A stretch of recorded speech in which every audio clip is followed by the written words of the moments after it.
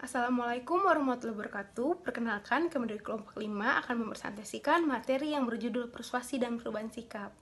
Baik, yang pertama ada pengertian persuasi. Persuasi merupakan usaha pengubahan setiap individu dengan memasukkan ide, pikiran, pendapat, dan bahkan fakta baru lewat pesan. Pesan komunikatif, pesan yang disampaikan dengan sengaja, dimaksudkan untuk menimbulkan kontradiksi dan inkonsistensi di antara komponen, sikap individu atau di antara sikap dan perilakunya, sehingga mengganggu stabilan sikap yang sudah ada dan membuka peluang terjadinya perubahan perilaku yang diinginkan.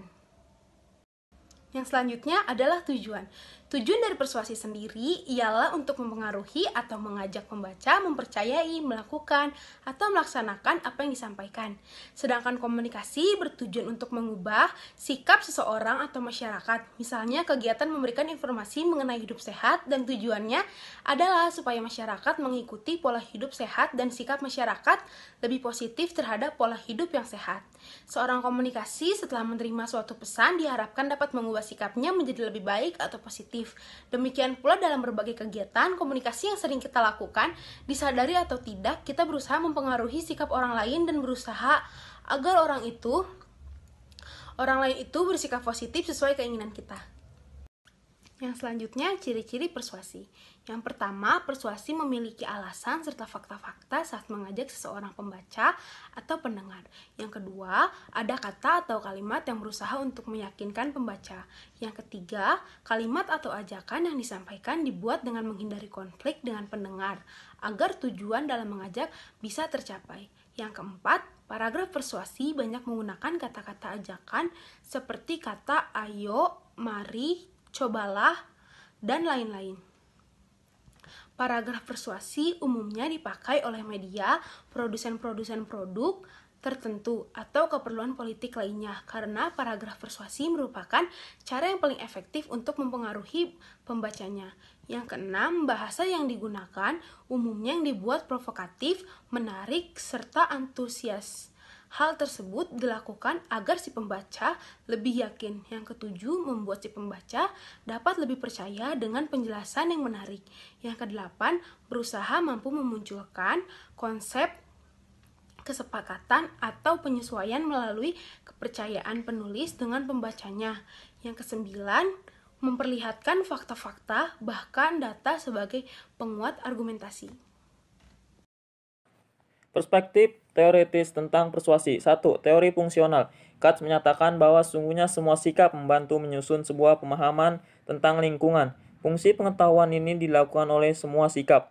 Beberapa sikap bekerja untuk memaksimalisasi penghargaan dan meminimalisasi hukuman dari objek di dalam lingkungan. Fungsi utiliter. Sedangkan yang lain membantu membentuk suatu hubungan dengan kelompok sosial. Fungsi identitas sosial. Sikap yang lain melayani sebuah fungsi ekspresif nilai, yaitu mereka memberikan sebuah alat untuk mengekspresikan nilai-nilai pribadi dan aspek-aspek inti dari konsep diri. 2. Model ketidaksesuaian. Penelitian dalam tradisi ini berkembang seputar asumsi bahwa persuasi merupakan hasil dari suatu proses perbandingan. Teori penilaian sosial, mungkin yang lain juga dari model ketidaksesuaian, yaitu SJT, menganut bahwa perubahan sikap terjadi karena suatu perbandingan antara sikap yang ada pada seseorang dengan kedudukan yang dianjurkan di dalam pesan. Tingginya tingkat keterlibatan menghasilkan kebebasan penerima yang lebih kecil dan kebebasan penolakan yang lebih besar.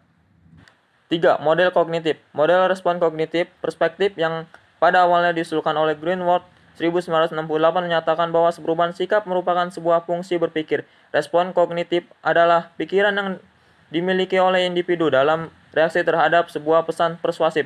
Sebuah indeks respon kognitif yang dominan dapat dibentuk dengan mengurangi jumlah pemikiran yang tidak menguntungkan, tidak mendukung, dari jumlah pemikiran yang menguntungkan, mendukung. Karena model respon kognitif menempatkan respon kognitif dominan sebagai penyebab sikap.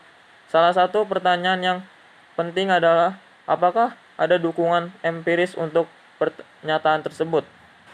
4. Teori komputasi. Teori pada bagian ini semuanya menganut ide bahwa pikiran memiliki suatu kemiripan dengan sebuah komputer. Mereka berasumsi bahwa pengolahan pesan dapat dicontohkan dengan persamaan yang hampir sama. 5. Teori-teori proses yang panas. Meskipun teori kognitif dan perhitungan menyesuaikan peran istimewa dengan pemikiran sebagai pendahuluan bagi persuasi, pendekatan-pendekatan lain menekankan proses yang panas atau motivasi. Afek yang tidak relevan dengan pesan, keadaan-keadaan afektif yang ada sebelum keterpaparan pesan dan tidak memiliki implikasi yang logis untuk evaluasi pesan telah disebut afek yang tidak relevan dengan pesan. Menurut implikasinya, para penerima pesan dapat dengan aman sesuai dengan daya tarik yang dapat mereka temui tanpa perlu mengeluarkan energi kognitif yang menilai si argumentatif. Menurut Aronson 1968, Festinger 1957 dalam Sarlito Mainaro Sarlito W. Sarwono ada 3 jenis mekanisme untuk mengurangi disonansi kognitif adalah sebagai berikut. 1. Mengubah sikap atau perilaku kita menjadi konsisten satu sama lain. 2. Mencari informasi baru yang mendukung sikap atau perilaku untuk menyimbangkan elemen kognitif yang bertentangan. 3. Trivializing, yaitu mengabaikan atau menganggap ketidaksesuaian antara sikap atau perilaku yang menimbulkan disonansi sebagai sesuatu yang tidak penting. Model pendekatan komunikasi dan persuasi menurut model studi oleh Daron and Brand dalam Ajuar 2001 65-66 sebagai berikut. 1. Para ahli, orang yang kompeten akan lebih persuasif dibandingkan dengan orang yang bukan ahli dalam bidangnya. 2. Pesanan yang ditunjukkan untuk mengubah sikap dengan tanpa tentara biasanya akan lebih berhasil daripada pesan yang tampak jelas berusaha memanipulasi atau memiliki target merubah sikap individu. 3. Komunikator yang populer dan menarik biasanya lebih persuasif dan efektif daripada komunikator yang tidak populer dan kurang menarik. 4. Kadang individu lebih mudah terpengaruh oleh persuasi sewaktu perhatian mereka terpecah oleh kejadian lain daripada sewaktu mereka menaruh perhatian penuh pada pesan yang disampaikan. 5. Individu yang memiliki harga diri rendah akan lebih mudah terpengaruh daripada mereka yang memiliki harga diri tinggi. 6. Individu sasaran yang memiliki sikap dan bertentangan dengan sikap calon pelaku persuasi maka lebih efektif bagi komunikator untuk melakukan pendekatan dua sisi, two-side approach, dan yang menyampaikan pandangan kedua belah pihak daripada pendekatan satu sisi. 7. Orang yang berbicara cepat umumnya lebih persuasif daripada orang yang berbicara lambat. 8. Persuasi dapat diberkaya oleh pesan-pesan yang membangkitkan emosi yang kuat, khususnya emosi takut. Dari paparan di atas dapat dipahami bahwa kegiatan penyampaian informasi akan dapat mencapai target perubahan sikap dan pembentukan perilaku melalui komunikasi persuasi. Melalui komunikasi persuasi akan dicapai keberhasilan komunikator untuk merubah perilaku, pikiran, sikap, perasaan, komunikan atau masyarakat dalam media informasi dengan sangat mudah melalui rekayasa atau dengan mendesain suatu sistem pesan yang disampaikan pada komunikan berdasarkan kondisi komunikan. Setidaknya itulah yang terjadi dalam suatu proses pembentukan sikap dan perilaku sebagai suatu pendekatan psikolog dalam proses komunikasi persuasif. Materi selanjutnya tentang pengertian perubahan sikap. Menurut Charles Hopland, dalam teori perubahan sikap memberikan penjelasan bagaimana sikap seseorang terbentuk dan bagaimana sikap itu dapat mempengaruhi sikap dan perilaku seseorang. Dalam teori perubahan sikap menyatakan bahwa seseorang akan mengalami proses ketidaknyamanan di dalam dirinya bisa dihadapkan pada sesuatu yang baru. Nah, di dalam perubahan sikap juga memiliki faktor-faktor. Yang pertama ada faktor internal, yang kedua ada faktor eksternal. Faktor internal adalah faktor penyebab perubahan yang terjadi dari dalam diri manusia yang timbul karena adanya dorongan dari diri manusia tersebut untuk melakukan perubahan yang timbul dari lingkungannya. Nah, yang kedua ada faktor eksternal. Faktor eksternal adalah penyebab perubahan yang terjadi di luar diri manusia.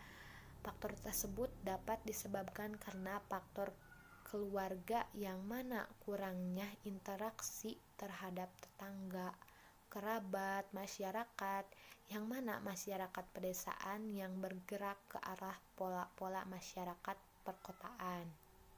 Nah, di dalam perubahan sikap mempunyai proses.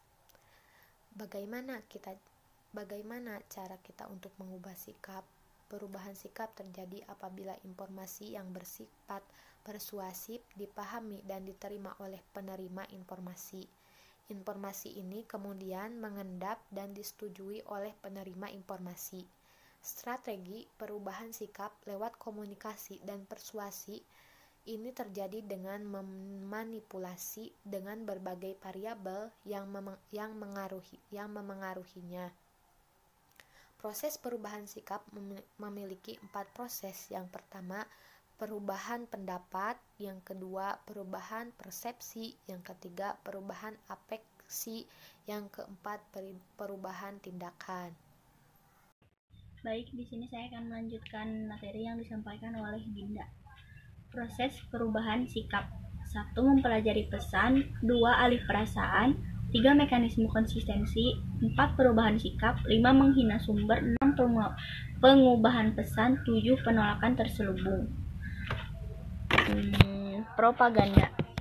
Pada dasarnya, suatu propaganda sebagai bagian dari kegiatan komunikasi seharusnya merupakan symbolic interaction dengan menggunakan lambang-lambang komunikasi penuh arti, yaitu bahasa atau lisan dan atau tulis, gambar-gambar, tanda-tanda, isyarat-isyarat, dan telah dirumuskan atau dienkode sedemikian rupa, sehingga dapat merangsang jiwa komunikan untuk menerima pesan dan kemudian memberikan reaksinya yang pada akhirnya menubuhkan efek atau hasil seperti yang telah direncanakan atau ditetapkan oleh komunikator.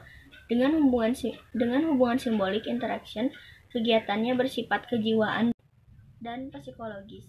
Namun, karena perkembangan dari ilmu sendiri dari zamannya, maka kenyataan itu merupakan fakta untuk diterima yang bertujuan untuk mengadakan perubahan sikap, pandangan, tingkah laku komunikan. Kesimpulan, persuasi atau bujukan dapat diartikan sebagai pengguna simbol-simbol yang kadang-kadang disertai dengan gambar-gambar oleh seorang tokoh sosial untuk tujuan mengubah atau memelihara opini atau perilaku tokoh sosial yang lain. Pada kenyataannya, sebagian besar wacana persuasif dapat dilihat pada respon tiba-tiba terhadap momen kesempatan yang dirasakan. Definisi ini juga mendukung sifat sosial mendasar dari persuasi kita membuat upaya untuk membujuk orang lain.